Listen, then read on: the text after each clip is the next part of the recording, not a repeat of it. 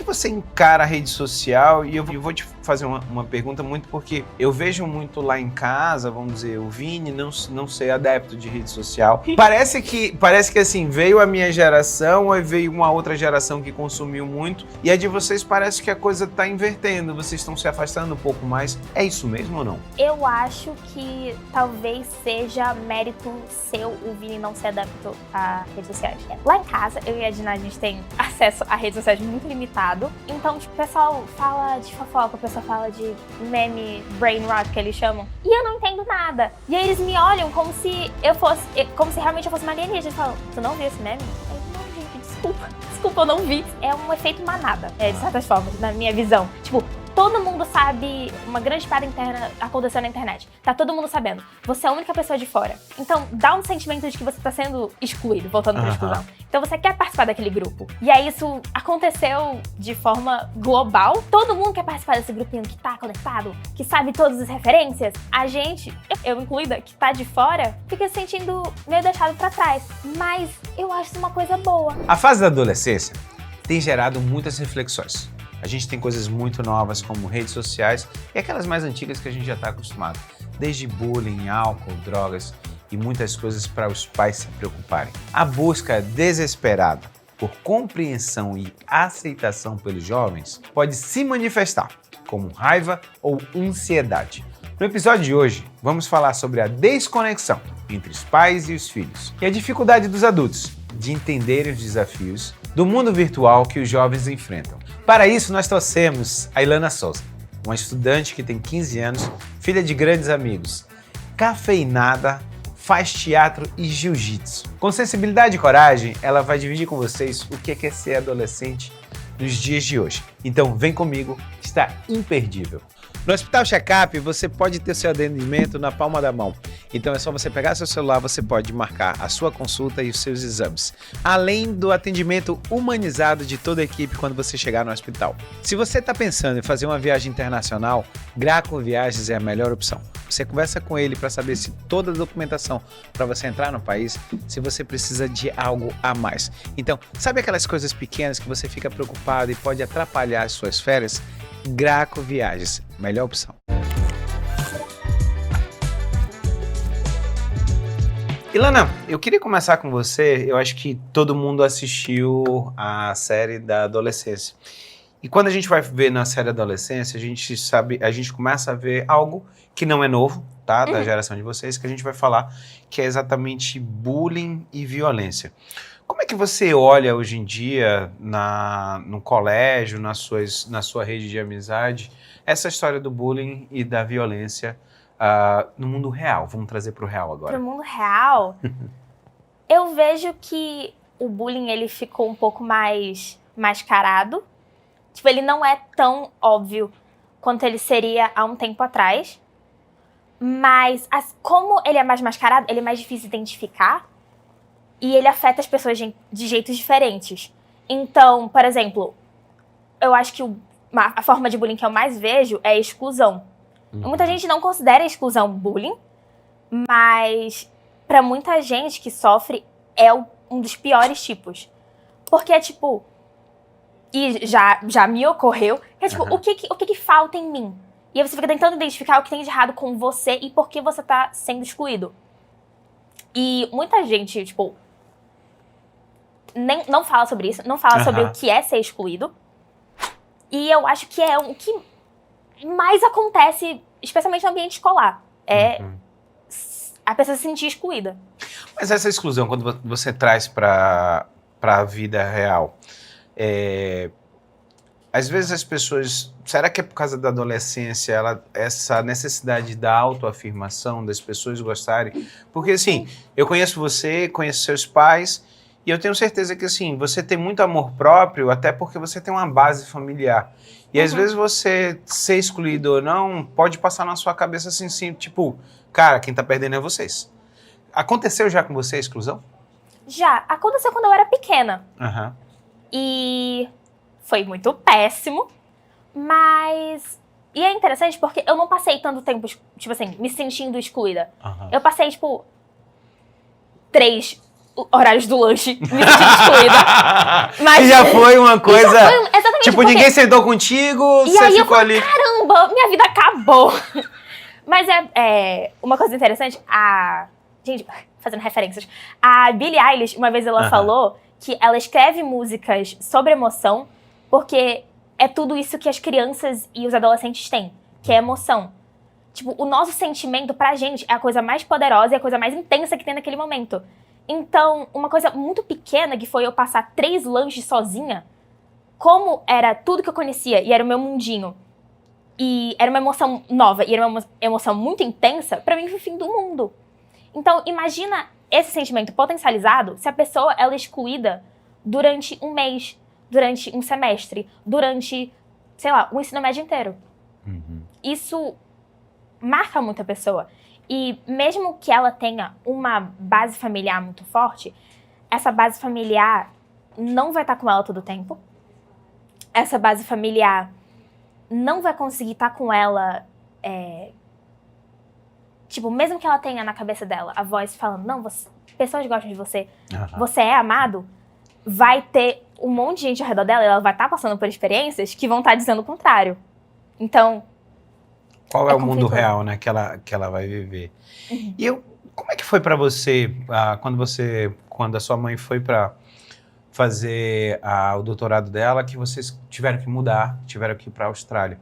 Como é que foi sua visão? Primeiro, desde o primeiro dia que você recebeu essa notícia que vocês iam embora e passar um ano, e como é que foi a adaptação lá?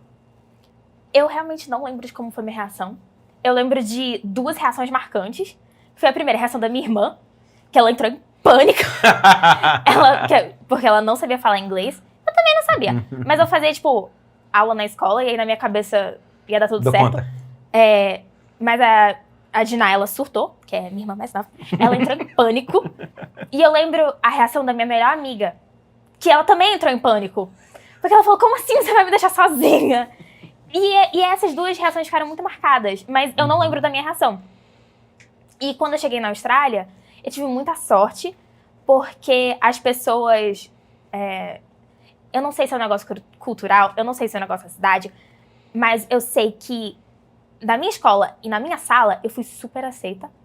O pessoal tinha um interesse muito grande pelo Brasil e, tipo, por mim, por eu ser brasileira, tipo, caramba, ela é de um lugar que eu nunca fui, eu não sei de nada da cultura dela.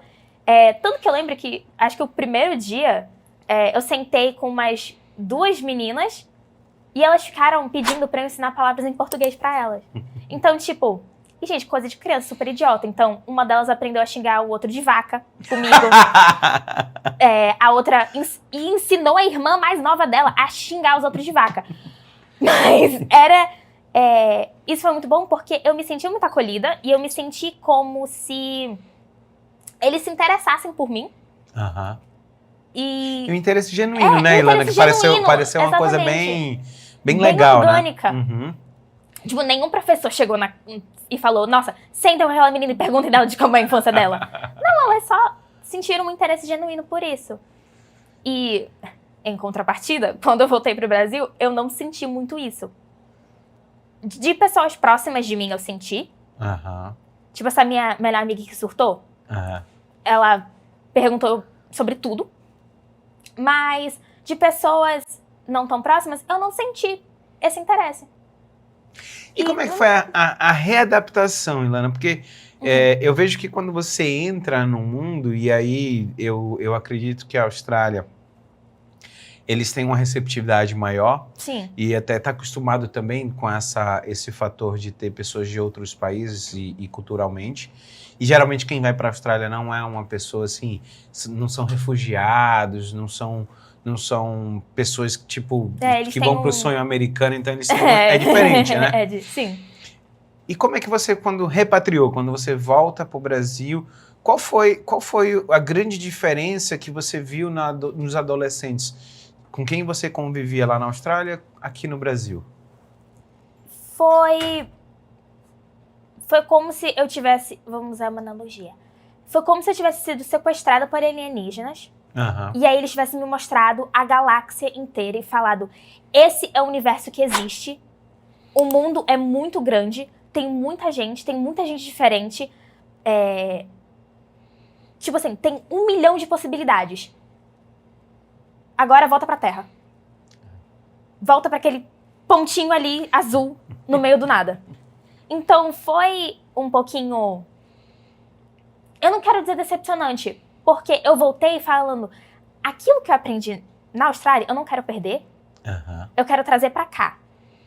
Então, certas coisas que eu não teria prestado atenção aqui, como eu vi que era diferente lá, eu passei a prestar atenção. Então, por exemplo, lá eles não tinham provas. Aqui, eu acho absurdo a gente ter provas. Lá, eles tinham muitas atividades de aprendizado manual. A gente tinha aula de cozinhar. Aqui a gente não tem. E quando você passa a sua vida inteira tendo prova, não tendo aulas práticas, você acha que esse é o único jeito de ter uma escola e de ter a sua vida. E aí, quando você vai para outro lugar, você fala, caraca! Existem 1 milhão de possibilidades. Aí você volta e fica... E qual é a tua sensação, Ilana? Que quando você volta, você falando sobre as coisas manuais e tudo, como é que você acaba vendo todo o nosso sistema educacional dizendo assim, olha, Ilana, você tem que passar todos os anos, tem que fazer várias provas, você tem que passar no vestibular, porque o sucesso da sua vida é se você fazer uma prova. Passar no vestibular. Como é que você consegue olhar para esse mundo? É difícil. Por causa que os meus pais, eles nunca botaram tanta pressão em mim em relação a provas. Eles sempre falaram, tipo, tenta aprende e você ir bem na prova é uma consequência desse aprendizado. Certo. Mas a escola, ela não trata a prova como uma consequência, ela trata a prova como o objetivo final. Então, a sua vida inteira vai ser definida naquele momento que você receber a prova do Enem, naquele momento que você passar a sua redação à caneta, sua vida inteira está definida. E não tá. Porque, não querendo desmerecer o Enem, porque ele é muito importante para muita gente, e para muitas pessoas ele é uma grande oportunidade, uma grande chance, mas falando por mim, ele não é o único caminho da vida. Então... A felicidade não tá nele. Exatamente. De volta. Vou citar Jeff Podcast na minha redação do Enem, preparem-se. Não, é porque assim, eu sempre converso com seus pais e a gente sempre falou muito sobre isso, sobre a inteligência emocional que vocês tinham, que a gente sempre gosta de trabalhar com vocês, porque a gente entende que é consequência. É consequência, não é só uma prova que vai determinar e você tem uma inteligência emocional, tanto que para as pessoas que não entenderam, cara, eu trazer só você aqui, eu queria exatamente ouvir uma pessoa da sua idade, da sua geração e que tivesse uma pluralidade desse pensamento. Exatamente isso. Quando você sai, você fez a referência, seu pai está aqui lá atrás, o Romeu, você fez uma referência daí de alienígena, a gente ia falar sobre Matrix, a sensação de que você tomou, não é isso, Romeu? Tomou uma das pílulas do Matrix, você viu a Matrix e quando você volta, você fala assim, cara,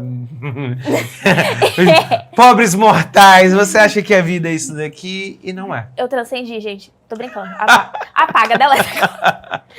Vamos falar agora um pouquinho de algo que é muito novo pra gente, mas que não sei se felizmente ou infelizmente chegou muito forte para vocês, que são as redes sociais. Como é que você encara a rede social? E eu vou te fazer uma pergunta muito porque eu vejo muito lá em casa, vamos dizer, o Vini não ser adepto de rede social. Parece que assim, veio a minha geração, aí veio uma outra geração que consumiu muito, e a de vocês parece que a coisa está invertendo, vocês estão se afastando um pouco mais. É isso mesmo ou não? Eu acho que talvez seja mérito seu o Vini não ser adepto a redes sociais. Lá em casa, eu e a Dina, a gente tem acesso a redes sociais muito limitado. E então, tipo, o pessoal fala de fofoca, o pessoal fala de meme, brain rot, que eles chamam, e eu não entendo nada. E aí eles me olham como se realmente eu fosse uma alienígena. Eles falam, tu não viu esse meme? Aí eu, não, gente, desculpa. Desculpa, eu não vi. Então, acho que é um efeito manada, de certas formas, na minha visão. Tipo, todo mundo sabe... É uma grande piada interna, como exemplo, uma grande piada interna acontecendo na internet. Tá todo mundo sabendo. Você é a única pessoa de fora. Então, dá um sentimento de que você tá sendo excluído, voltando pra exclusão. Então, você quer participar daquele grupo.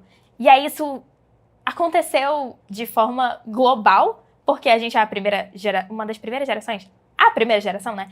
A crescer com redes sociais e crescer com internet. Então, todo mundo quer participar desse grupinho que tá conectado, que sabe todas as referências. E a gente, eu incluída, que tá de fora, fica se sentindo meio deixado pra trás. Mas eu acho isso uma coisa boa. Porque, por exemplo, uma coisa engraçada aconteceu, o pessoal da minha sala tava conversando sobre desenhos animados que eles viam quando eles eram crianças. Então, eles falaram, tipo... tu nunca viu Rick and Morty? Aí eu nunca vi. Eles falaram, Lana, tu não teve infância? Eu falei, não, eu tive infância. A minha infância foi eu correndo na rua ralando o joelho. A minha infância foi eu dando mortal na piscina. A minha infância foi eu me pintando e correndo na rua. Essa foi a minha infância. A infância de vocês foi ver Rick and Morty. A minha infância foi uma infância diferente. Sim. E...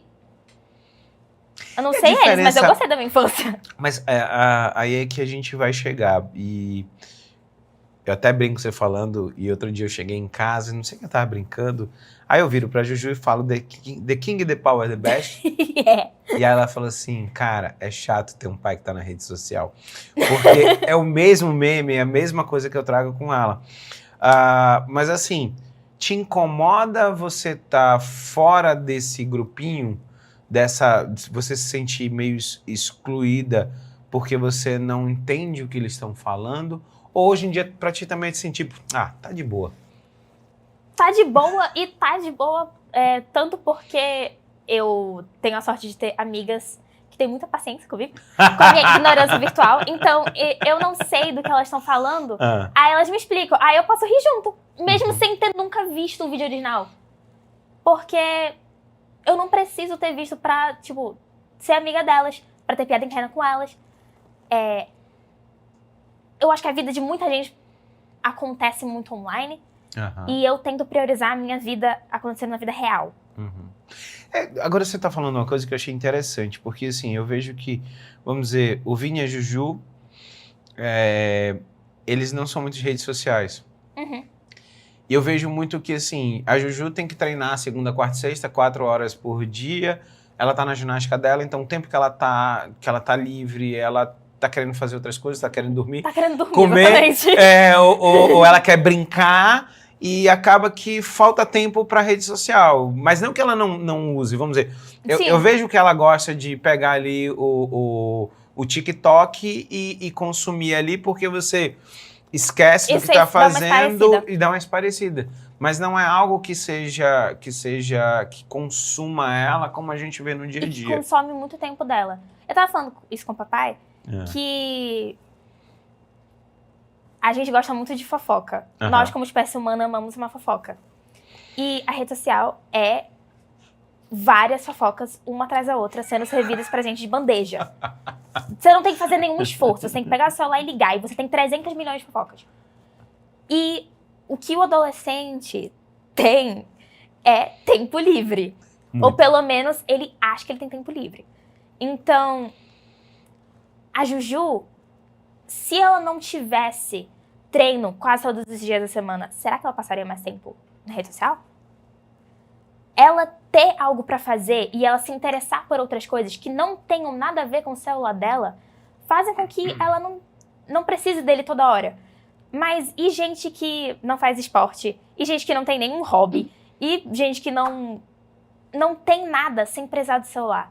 Essas pessoas vão estar consumindo conteúdo toda hora, todo o tempo livre que eles tiverem. E eu acho que isso não é uma característica exclusiva dos adolescentes. Sim. Tipo, adultos que trabalham de manhã, de tarde e de noite. Nos 5 minutos que eles têm pra descansar, eles estão na rede social. Por causa que é um negócio fácil, é um negócio que tem fofoca, é um negócio que não vai ocupar espaço da sua mente, não vai cansar você. Ele não vai nem lembrar do que ele Vai viu, nem né? lembrar. Se você pega uma pessoa, sei lá, eu vi alguém falando isso, que ela tinha passado 3 horas vendo rede social. Se você perguntasse pra ela falar um vídeo que ela tinha visto, ela não ia lembrar de um. Exatamente. E é o vício da dopamina, né? Porque vem muito fácil, vem muito simples, vem muito rápido. Agora deixa eu te perguntar uma coisa. Hoje em dia, adolescência, rede social e relacionamento. Como é que você vê os relacionamentos hoje em dia? Hoje em dia, ele está mais baseado em redes sociais? Você vê, às vezes, a falta de tato até entre os meninos e as meninas, por serem de mundos diferentes e consumirem coisas diferentes. Como é que você vê dentro da sua escola, dentro das suas amigas, os relacionamentos, os namoros? Como é que anda hoje em dia? Eu não vejo, estão todos bloqueados. Mas, fora isso, eu acho que você não consegue ter qualquer relacionamento, seja ele romântico ou não, sem ter assunto em comum. Certo.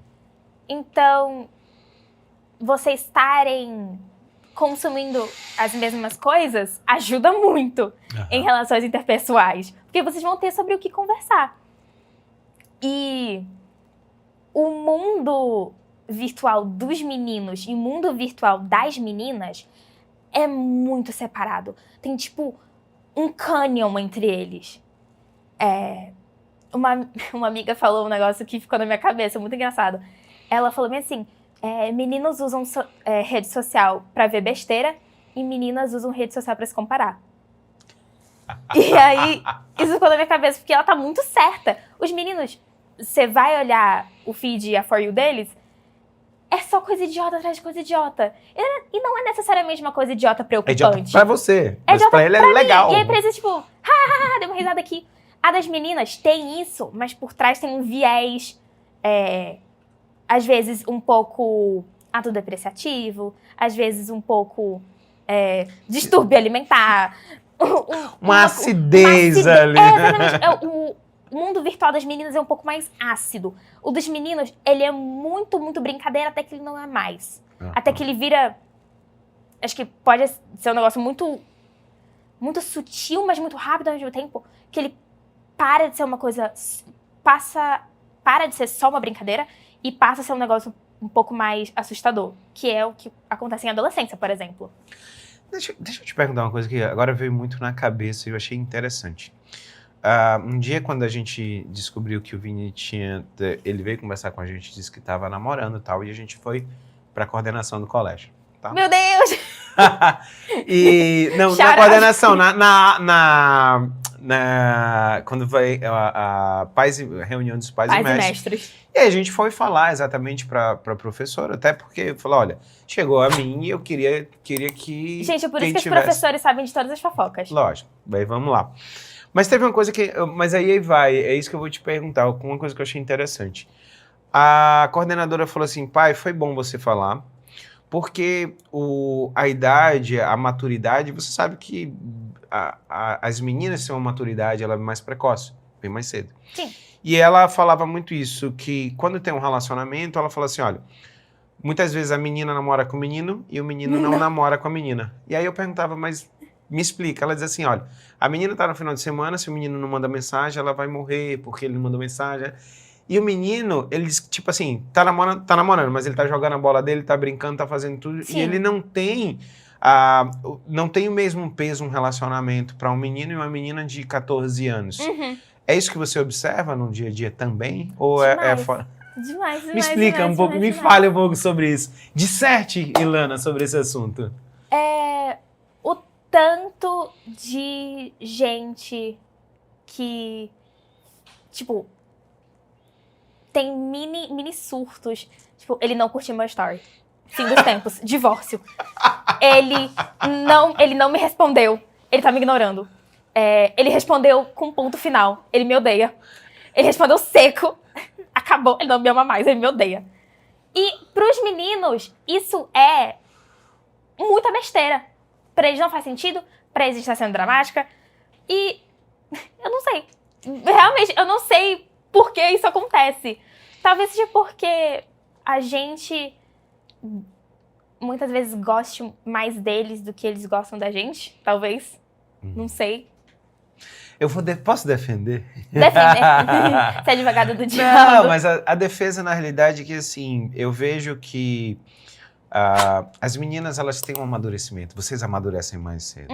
Eu tenho certeza que se eu colocasse aqui no podcast um menino da sua idade, da sua turma, eu não conseguiria ter uma... Ai, mas vamos lá. Não sei, seria um desastre. Tá vendo que a visão sua seria um desastre? Por quê? Porque você é mais madura. Porque eu vejo até a Juju com 10 anos, a maturidade que ela tem, que era diferente da Juju, do Vini dos 10 anos. Entendeu? E vamos dizer, o Vini, ele não quis vir pro podcast, ele não queria se expor. Entendeu? Porque... Oi, Vinícius! Então, e eu entendo que você vai ter vieses diferentes. Uma outra coisa que eu queria trazer foi a conversa que a gente teve lá no aniversário da turma. A gente teve um aniversário de 15 anos, final de semana passada. A gente muito aproveitou para bater um papo chique, maravilhoso, comida maravilhosa. Sofia, beijo do tio, parabéns. E você me chamou a atenção de uma coisa interessante. Eu vejo que a geração minha e dos seus pais, a gente tinha a bebida alcoólica era algo normal. Há 14 anos, às vezes, a gente já tomava cerveja porque os pais da gente achavam que era de boa, só tomar um copo e tal. E eu vejo a geração de vocês muito mais clean, tanto sobre álcool. Infelizmente, o vaping está voltando, e eu sou médico e eu vejo essa volta. Mas eu vejo que existe um outro culto, mais de se comer melhor, de ter exercício. Só que quando eu falei isso, você me bateu no peito e falou assim, calma, mas o que você está falando isso aí realmente é saúde ou é estética? Me fala um pouquinho como é que você vê a adolescência, como é que está dentro, já enraizado na turma sobre álcools e... Vamos falar de drogas, seja ela lícita ou ilícita. Sim. Eu acho que existe meio que dois mundos paralelos. Existem as pessoas que realmente, tipo, comem bem e fazem exercício físico e se importam em, tipo assim, manter a saúde. E existe o outro lado que não liga pra questão de saúde. Tipo assim, isso é um problema pro eu do futuro. Eu agora quero estar bonito e bêbado. E é isso, acabou. Então, se eu precisar, na minha visão, pelo menos, dessas pessoas que não se importam com a saúde, se eu precisar tomar alguma coisa pra emagrecer, eu vou. Se eu precisar fazer uma dieta muito extrema, eu vou. Se eu precisar, tipo, empurrar o meu corpo além do limite dele pra ficar bombadão, eu vou. E aí, no fim de semana, eu vou estar bonito e eu vou estar bêbado. Eu vou ser cool. E eu acho que eu sou do outro grupo. Não, mas é interessante porque a minha observação é de que a minha sensação é que quando a gente está falando hoje em dia a tendência do Zoomer, que são as gerações Z que estão voltando a ter... A sensação é que deu merda na geração anterior e, tipo assim, vamos melhorar algumas coisas assim. Curso. Porque assim, eu vejo na geração anterior muito mais droga, e aí eu tô te falando porque eu dando aula na faculdade, eu observava muito isso, sobre muito mais drogas, muito mais álcool, entendeu? E zero preocupação, poucos a gente via ter preocupação realmente com algo mais saudável. Mas aí a gente vai para uma outra visão. Quando a gente vai falar sobre família, como é que você vê hoje em dia os adolescentes e eu sei que hoje em dia, vamos dizer, você ter pais que são casados e são casados uma vez só e por muito tempo, não é mais a regra. A gente teve um amigo que que falou sobre uma família, não era caleidoscópio, é exatamente isso, ele tinha 2 filhos de um casamento, a esposa tinha 2 de outro, eles juntaram, tinham mais 1 ou 2 filhos, então é normal hoje em dia isso. Como é que você vê a família em si dentro do seu dia a dia da adolescência? Eu acho que, independente da estrutura familiar, os pais têm que lembrar que eles são pais. Meu pai, ele fala isso, e eu lembro da primeira vez que ele falou, eu fiquei indignadíssima. Ele falou, eu não sou seu amigo. Aí eu falei, hã? Como assim você não é meu amigo? Aí ele falou, eu não sou seu amigo, eu sou seu pai. E aí, isso faz muito sentido, porque um amigo é alguém que ele tá passando pelas mesmas coisas que você tá, mais ou menos, no mesmo tempo. E vocês dois vão tombar, vocês vão fazer besteira, e vocês vão estar, tipo, no mesmo ambiente, fazendo atrapalhadas juntos. E a amizade vai ajudar vocês a crescerem, piriri, pororó. Os pais precisam ter o papel de pais. Então, falar, pera, você tá passando do ponto. É falar, pera, você tem responsabilidades. É criar um filho, você não tá criando um amigo, você tá criando um filho. Tipo, não passar a mão na cabeça em todos os cenários. E isso não quer dizer que você tem que ser um pai chato, você tem que ser uma mãe que pega no pé. Só tem que ser um pai ou uma mãe, independente da estrutura familiar. E eu acho que isso é um movimento porque a sociedade é um pêndulo, né? Então uma hora tá no extremo, uma hora tá no outro. Que na geração mais de vocês, tinham muitos pais muito autoritários e que brigavam muito com os filhos e que pegavam muito no pé dos filhos. E aí vocês cresceram falando, eu vou ser diferente, eu não vou ser assim. E aí, ou não, ou pode ir pro outro extremo também, que é eu vou ser igual ao meu pai e pior. Ou pode ser tipo, eu não vou ser assim, eu não vou pegar no pé do meu filho, ele pode ficar... ele pode ir pra festa e me mandar buscar ele às 3 horas da manhã que eu vou. Ele pode trazer 3 crianças pra minha casa que eu vou deixar dormir. Tipo... eu acho que os dois são igualmente prejudiciais pro crescimento e pro desenvolvimento do adolescente. Pelo que eu vejo com as pessoas que eu convivo. E você fala uma coisa que eu já li muito, e o Rossandro Klinger, que é um psicólogo, eu vi ele falando que é maravilhoso, que é a história do respeito. Na realidade, seus pais, a gente cria com vocês assim, a gente só quer respeito. Amor a gente tem por vocês. E a gente sabe que se a gente botar o limite e vier o respeito... Mas sabe uma coisa que eu acho interessante, Lana? Eu me peguei outro dia dentro do carro, conversando com minha esposa, e eu estava falando alguma coisa e o Vini perguntou sobre o que a gente estava conversando. E aí eu falei assim...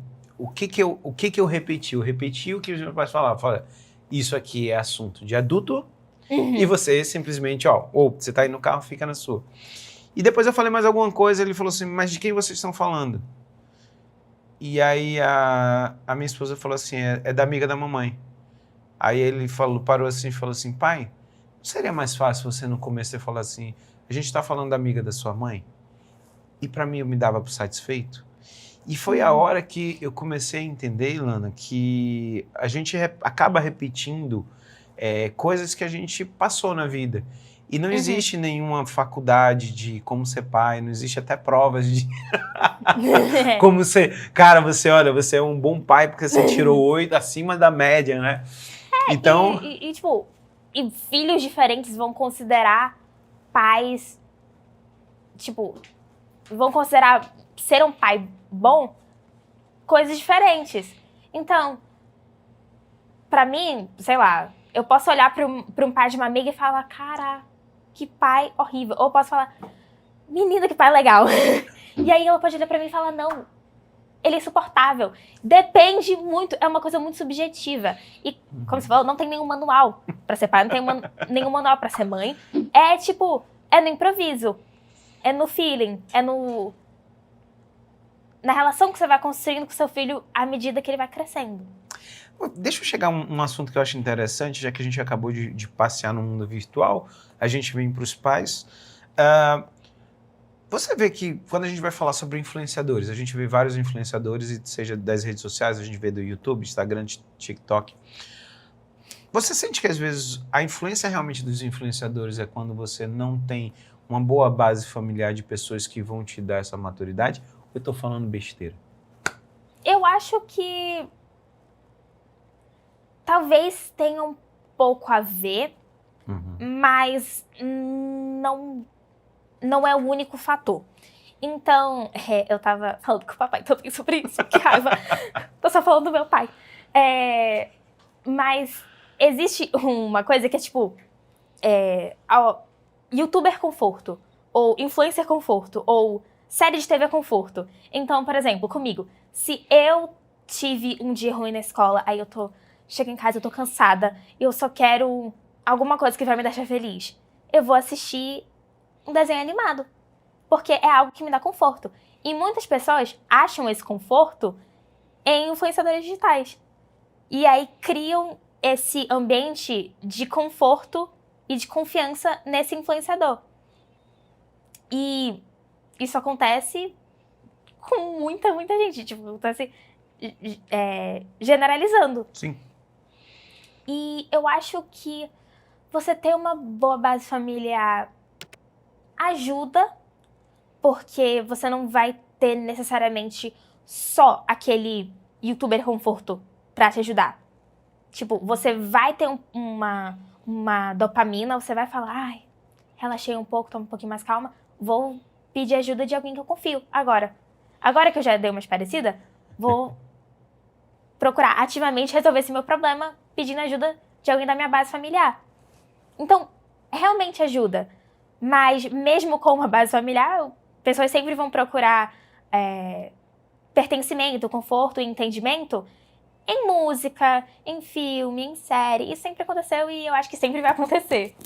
Sim, exatamente. A minha pergunta, porque assim, até onde você fala sobre filmes, desenhos, séries, isso aí foi comum Sim. na nossa geração. Então é aquela... E o homem, e aí a gente vai brincar de novo sobre o menino. O homem, ele vem pra base do nada. Às vezes o nada é o seguinte, ele tá assistindo uma televisão ali, às vezes uma série ridícula, que tem umas piadas, sabe, bem bestas, que pra ele é legal, entendeu? Só que a gente não tinha esse peso de influenciadores. E a gente, vamos dizer, a Juju adora assistir a Luluca. E eu não sei se você conhece a Luluca. Eu conheço a Luluca. Bem, mas eu não tive infância, porque eu não assisti a Luluca, mas eu sei quem ela é. Sim, não, mas o que eu digo é exatamente isso. Você vê que ela vem crescendo e esses influenciadores, a gente começa, como pai, a gente começa a observar exatamente isso. Vamos dizer, a Luluca fez 15 anos. Então, ali é um parâmetro, às vezes, para as meninas, para dizer assim, cara, eu quero isso. Sim. Você tá entendendo? Então, quando ela ganha uma roupa, ou quando ela tem uma viagem, ela influencia as meninas a querer ter o mesmo padrão que ela tem. E isso é uma relação um pouco parasocial, por causa que a Luluca, ela... Vamos usar como exemplo, mas todos os influenciadores, eles estão em um mundo completamente diferente do nosso. Eles estão em... Tudo que a gente vê tipo assim, selecionado. Editado e feito perfeitamente pra vender aquela imagem. Mas quando a gente vou nem falar quando a gente é jovem. Quando a gente tá vivendo, a gente não percebe isso. Então, tipo, eu posso estar no Instagram olhando várias stories. Aí eu tô vendo o story de alguém que estuda comigo. Aí depois eu vejo o story de alguém que, tipo, sei lá, faz esporte comigo. Aí depois alguém que faz teatro comigo. E depois eu tô vendo o story da Luluca. E é tudo em sequência. Então, na minha cabeça, o meu cérebro vai assimilar que tudo isso são todas pessoas do meu mundo. E que a Luluca é minha amiga. Tipo, ela vai criar, e eu acho que os influenciadores são treinados pra fazer isso, criar esse ambiente de conforto, fazendo com que as pessoas confiem neles e com o objetivo de vender alguma coisa, de vender alguma ideia. Esse é o objetivo dos influenciadores. Eles não são nossos amigos. A gente não conhece eles. A gente conhece a imagem que eles apresentam. Que eles querem apresentar, apresentar.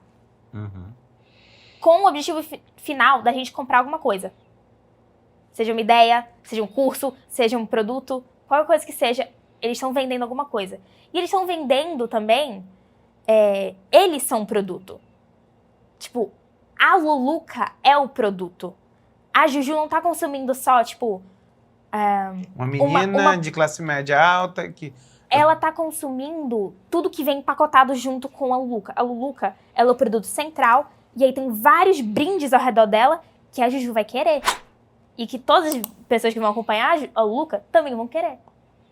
Mas quando você fala sobre cortes e você fala sobre manipulação, quem não garante que esse podcast todo a gente gravou, a gente vai fazer cortes e nós estamos manipulando todo mundo que está nos assistindo? Claro. Gente, isso aqui é Fala o masterclass que de você veio. manipulação. Fale o que você quer vender, qual é o curso, arrasta pra cima. Gente, entrem na minha bio. Mentira, meu Instagram é privado, nem tentem. Olha só, Ilana, obrigado por você ter vindo, achei maravilhoso. Queria fazer um convite para você que tem filho adolescente. Eu acho que de tudo, quando você começou, uma coisa que é muito crucial, porque eu vejo acontecendo com a Juju, né, diferente também, a história da exclusão, né? Uhum. É algo que é um olhar diferente, porque as pessoas, na adolescência, a gente precisa ter um pertencimento, e é por isso que às vezes se a pessoa vai pro álcool, pra droga, porque se o grupo dele... E também pra rede social, pra grupos pra extremos. rede social que a gente vai, né? Turma, se você tem um filho adolescente, assista de novo, mande para seu cônjuge, mande para os seus amigos. Depois a gente vai dizer o que a gente vai vender, né? Sim, a gente vai fazer algum curso. A gente vai fazer um curso para adolescente. Pais, conversem com seus filhos. Mas olha só, se a gente pode deixar, eu acho que uma dica assim, converse com seus filhos, né, Silana? Eu acho. Acho que essa é a base. Diálogo. Eles pensam. Eles conseguem articular palavras em português. Por favor, conversem com eles. Turma, beijo no coração, até o próximo Jeff Podcast.